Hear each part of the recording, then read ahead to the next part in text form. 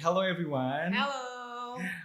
We would like to welcome you to our very first episode of our podcast of the Faculty of Psychology Universitas Pajajaran.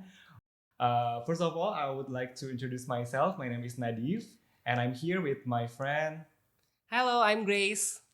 Yeah, and we are going to be the host for our first episode of the podcast. Welcome to Indonesia, Johan. Thank you. My pleasure. Okay, so we heard that you specialize in social relationship. Is that true? That's right. So that's I'm a lecturer and I teach on interpersonal relationships, social relationships. But I'm also doing research, and also my research is mostly concerned with social relationships, close relationships. Yes, that's right. Nice Right. one. As you may probably know, we cannot talk about life, meaning in life, without talking about relationship itself, because we, Yeah. as a human being, is a social creature, right? Yes. Yeah. So, what do you think about that as the need for a relationship as a human? Yeah. Well, I think that so. It was supposedly Aristotle who a long time ago already coined this term that humans are really a social species. Yes. And when we think about social species, we very often think about ants, for example. You know, they collaborate a lot to build their the nest.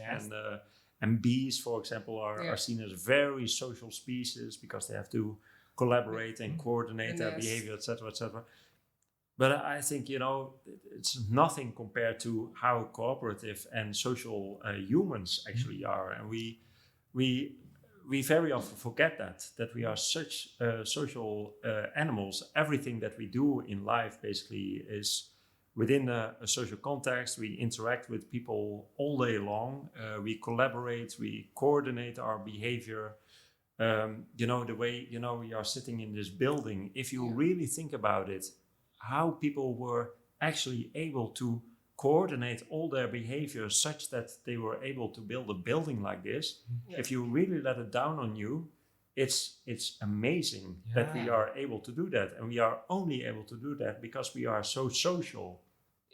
And of course, there's also a lot of conflict. So that might, but we are very social, and in many ways, our brain is basically built and evolved to process social information. So we are very good at reading the minds of others, for example, and the emotions that other people have. Our brain is really doing that all day long. So in that sense, we are very social. And our social relationships, and I think we will talk a little bit more about that also, is our social relationships have a huge impact on our health and our well-being. And that is sometimes really underestimated, and people don't realize that it's the impact social relationships have on our health, actually.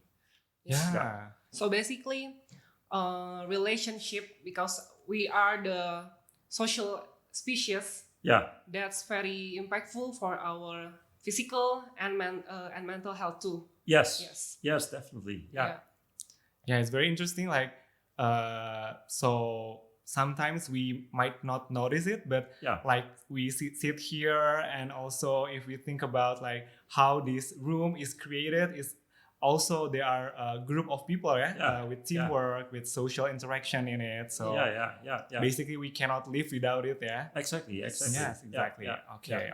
And you also mentioned that in the relationship itself, there is also like conflicts in it. So not only the good side, like teamwork from what you just said, also, but like conflict, Okay, but what I would like to know is how about the healthy relationship part of it, of the relationship? Why do we, as a social human, as a social species, need to have a healthy relationship? So you can answer this question at various levels. So for example, you can give an evolutionary explanation for this. In our evolutionary past, humans really depended, literally, their survival literally depended on whether they would be part of a group. In our evolutionary past, if you would not be part of a group, the group that provides protection for you, you basically would die, and you could not, reproduce and bring your genes to the next generation. So it's vital to have relationships to basically to survive.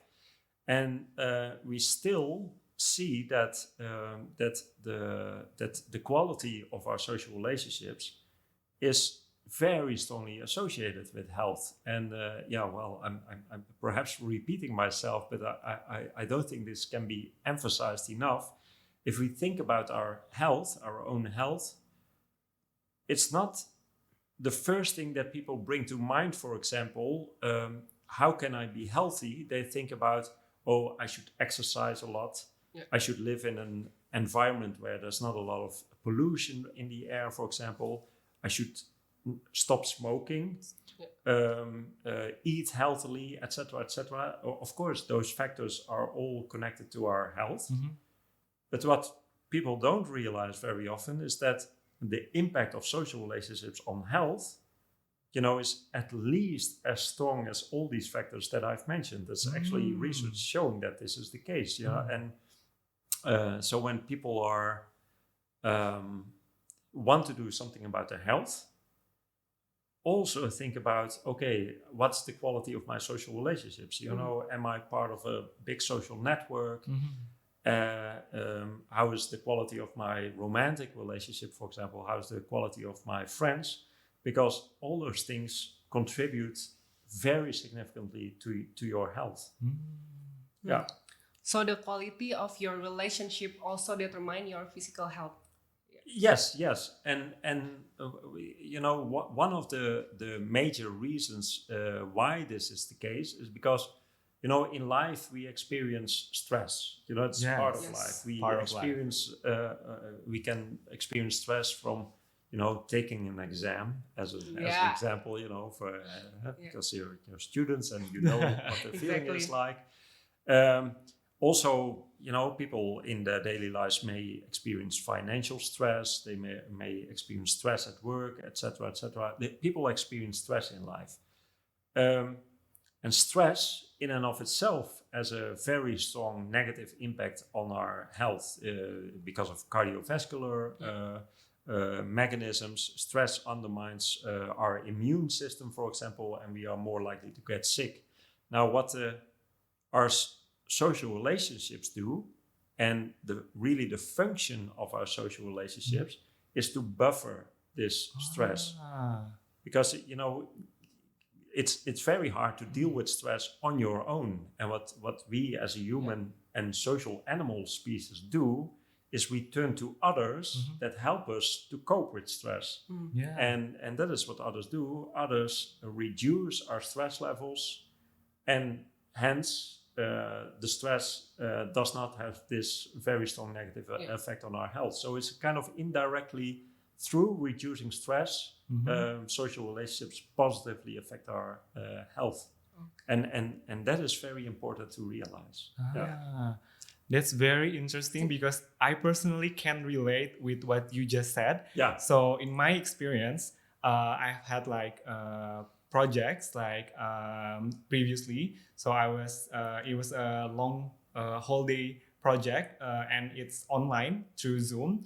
So at the end of the day, I was very tired and need a rest. Draining, but then, right? Very drained out. But then my friends invited me to hang out, to eat together and just go hang out with them. At first I was hesitant, but then I was okay, maybe I should try meet them.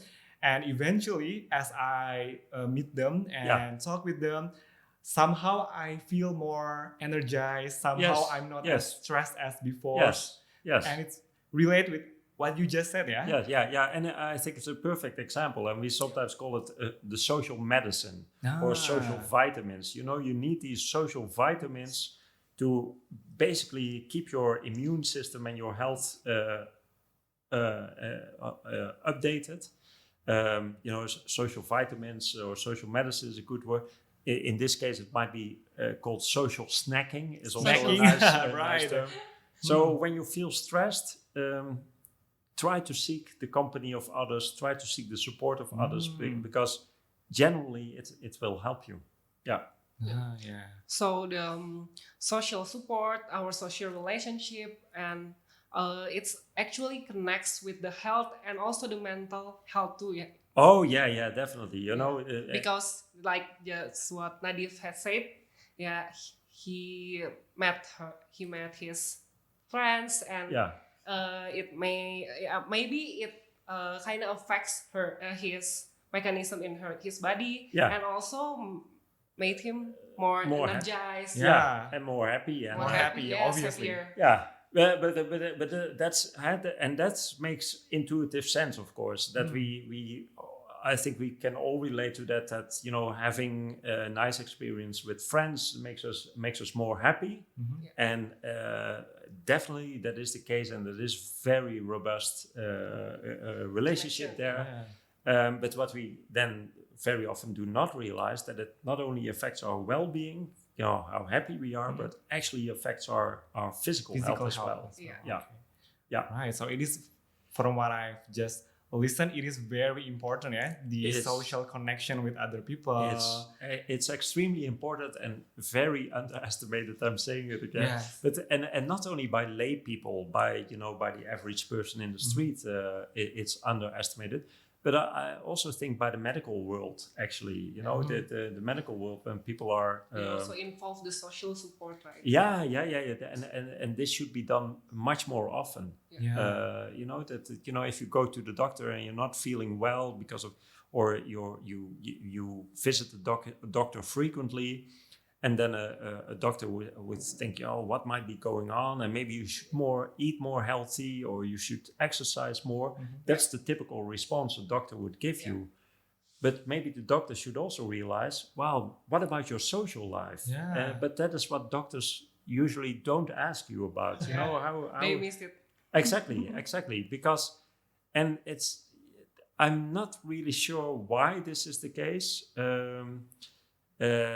But I do feel that in science, in medical sciences, but also in psychology, this is still something that not always on the radar, so to speak. Yeah.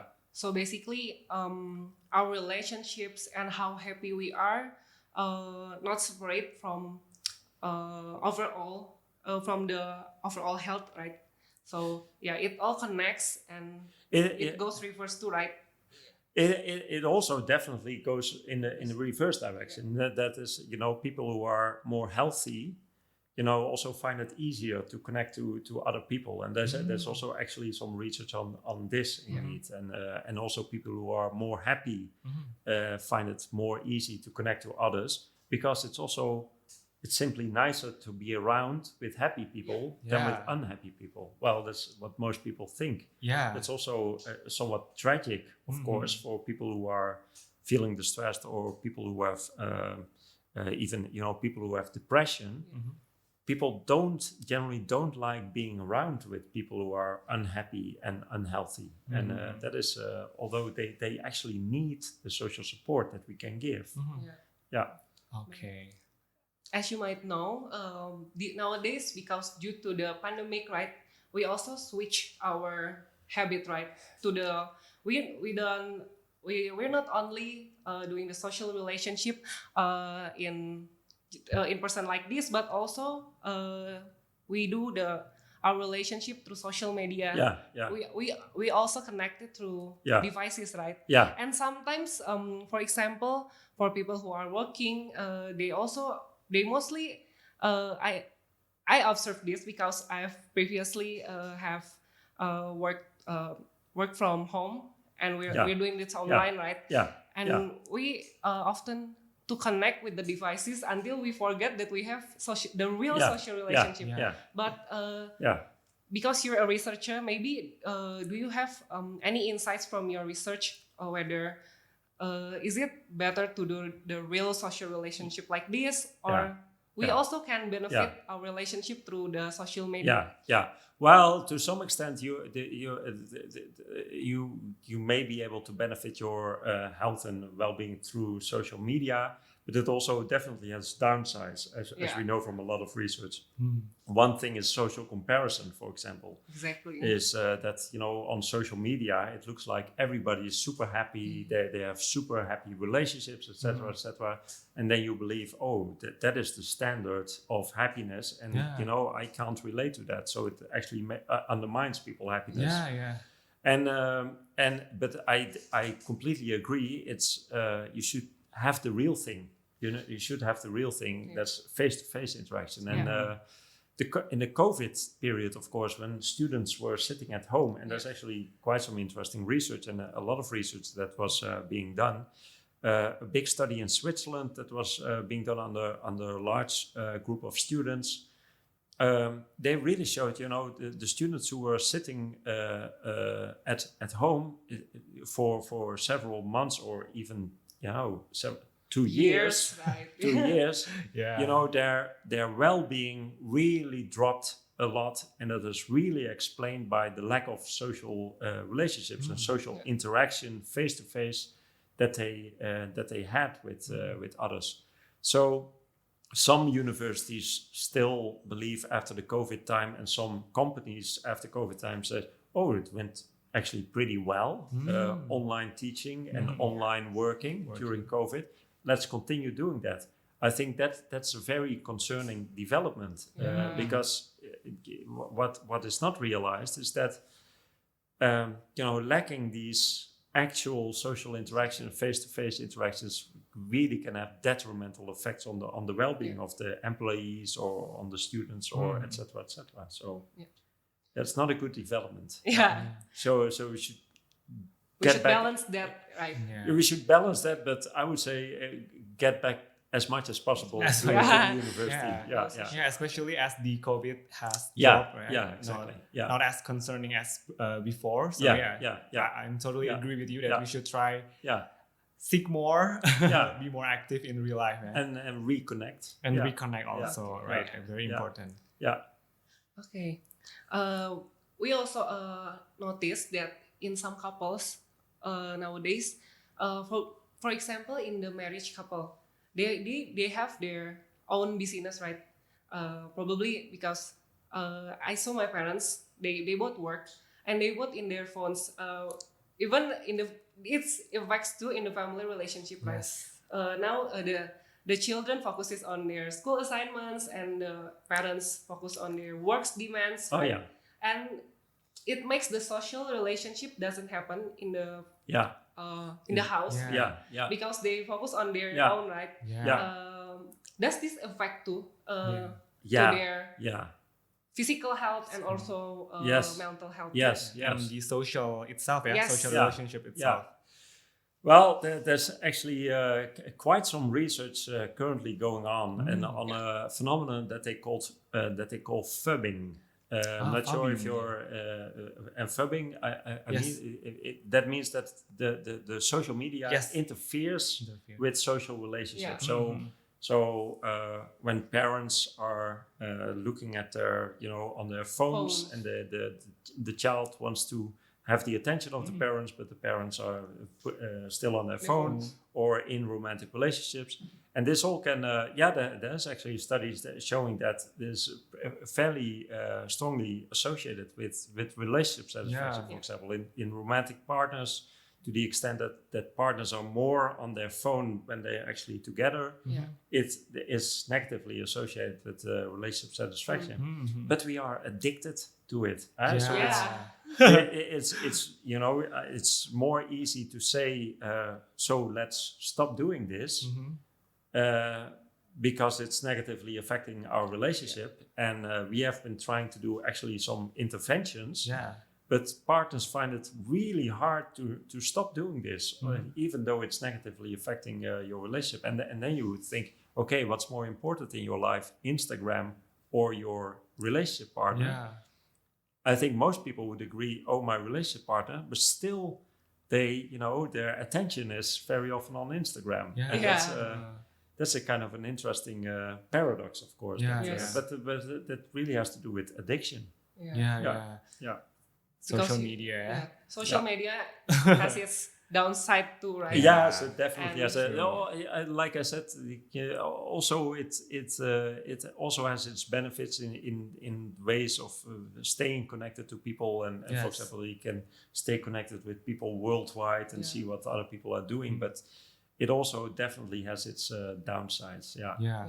I would like to add up also related to what Grace just said.